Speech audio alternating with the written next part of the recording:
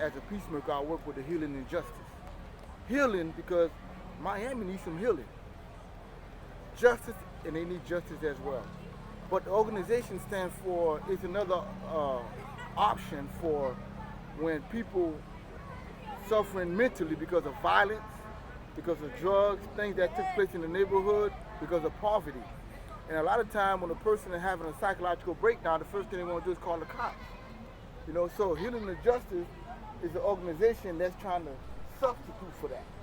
Because a lot of police are not trained in mental health issues.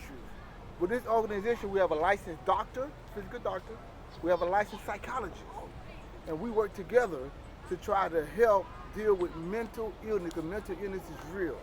Anger management is real. You know, people are going through it. And sometimes they act out in violence. And we want them to know that there's another alternative. You don't have to act out in violence. You shouldn't go from 0 to 100 because somebody said the wrong thing or cut you off on the expressway, and you went from 0 to 100, now y'all killing each other about nothing. And as peacemakers, you know, my job and all the other organizations that's involved with the peacemakers is to de-escalate, man. To help people. Hey, man, just think for a minute.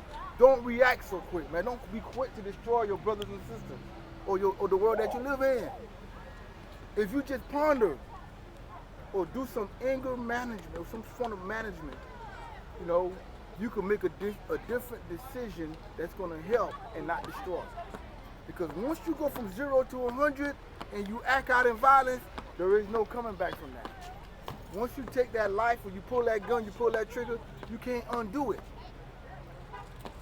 God did not give us the power to undo. Once it's done, there's consequences. You know, so, but I'm out here, ML Parade, beautiful morning, beautiful day. It's a day of love, day of freedom. It's a day that a man died for, just so you can see people walk in unity together. No racism, but in love, you know. So I'm grateful to be here. I'm grateful to be part of the Circle of Brotherhood, part of the Peacemakers, and the Healing and Justice. Today I'm driving the truck out here. We want Miami to know and the world to know what we stand for and what we are doing in the community. We're here to help. We're here to change the aura of the atmosphere in Miami.